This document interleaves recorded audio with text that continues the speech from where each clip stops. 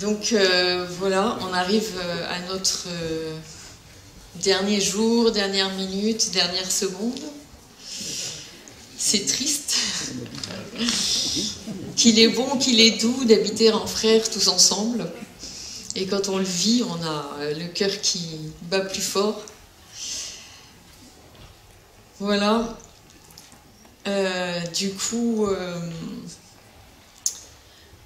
je pensais à ce que Dieu disait dans la Genèse. Dispersez-vous et emplissez la terre. Voilà, c'est ce qu'il nous demande. Dispersez-vous. Allez-y. Et là où vous êtes, semez le bien. Mais comme à chaque fois, le retour au quotidien risque d'être dur. C'est vrai, on le vit un peu chaque année. Il faut juste le savoir, c'est un peu normal que ce soit dur. Surtout que notre monde, on le sait, il est dur.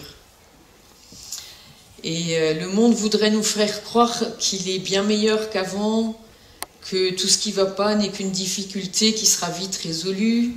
Hein, c'est les espoirs des lendemains qui chantent. Qu'au fond, tout est pour le mieux, puisque c'est le sens du progrès. C'est faux, nous on le sait, on le pressent, mais on le sait. On sait aussi que, comme je l'avais déjà dit, je crois, ils mentent, ils savent qu'ils mentent, et ils savent que nous savons qu'ils mentent. Mais ils continuent entraînés dans la spirale du mensonge, qui est comme une vis sans fin.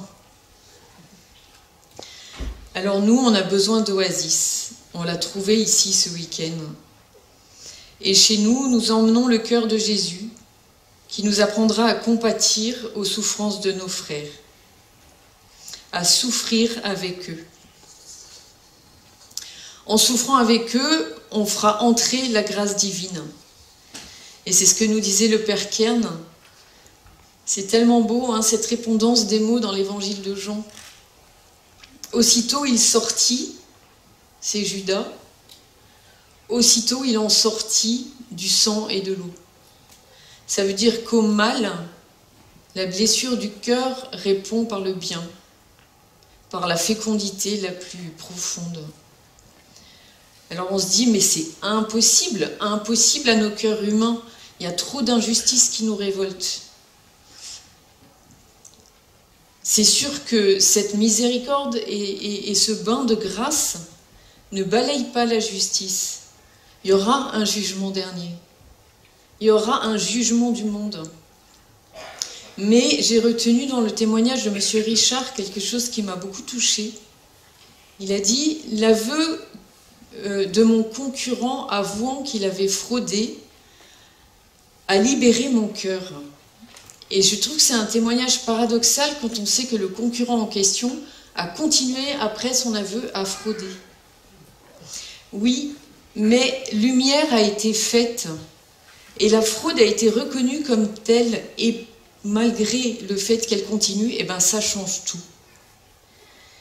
Et sûrement, c'est là que je voulais en venir, notre souffrance vient aussi de ce que Dieu se tait, et que du coup, non, on en conclut qu'il valide le mal, qu'il valide les injustices. Ben oui, il fait rien. Et ben c'est notre foi qui nous dit que non, il ne valide rien. Et un jour, justice sera faite.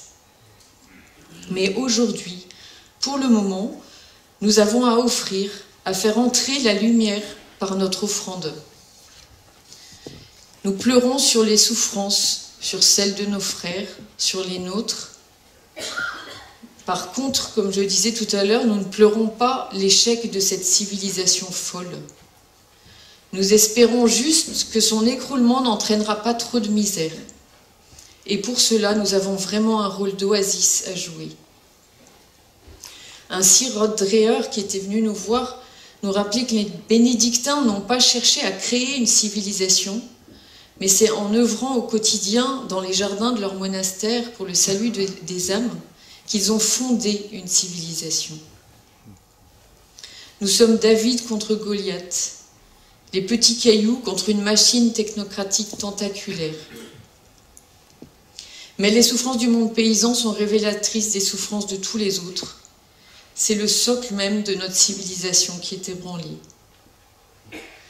Souvenons-nous donc, quand on a l'impression que Dieu nous abandonne, que les préceptes divins s'appuient sur la vie paysanne.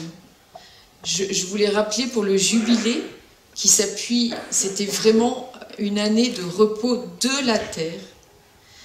Le Père Quinte nous l'a rappelé aussi pour l'offrande des prémices. C'est l'offrande des prémices de la terre. Dieu aurait très bien pu demander l'offrande de la plus belle des œuvres d'artisan, de chaque artisan. Et d'ailleurs, je me suis fait cette réflexion. Alors, je ne suis pas bibliste, peut-être que je me trompe, hein, vous chercherez, vous me direz. Mais il me semble que dans Lévitique, tout ce qui a été écrit comme précepte, ça a été écrit par Moïse. Est-ce que je me trompe, Père? Oui, non? C'est attribué à Moïse, mais donc à quelqu'un qui n'est jamais entré en terre promise. Et du coup, à quelqu'un qui vivait dans le désert. Donc il n'avait ni troupeau, ni champ. Et c'est à ce moment-là qu'il dit que Dieu leur dit « Attribuez-moi les troupeaux, les premiers-nés, attribuez-moi les premières gerbes. » Il aurait pu s'adapter à la situation, Dieu, et leur proposer de donner autre chose. Eh bien non.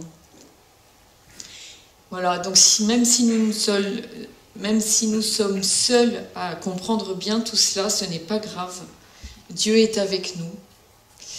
Et maintenant, il nous reste à remercier tous ceux qui nous ont aidés à faire ce magnifique week-end.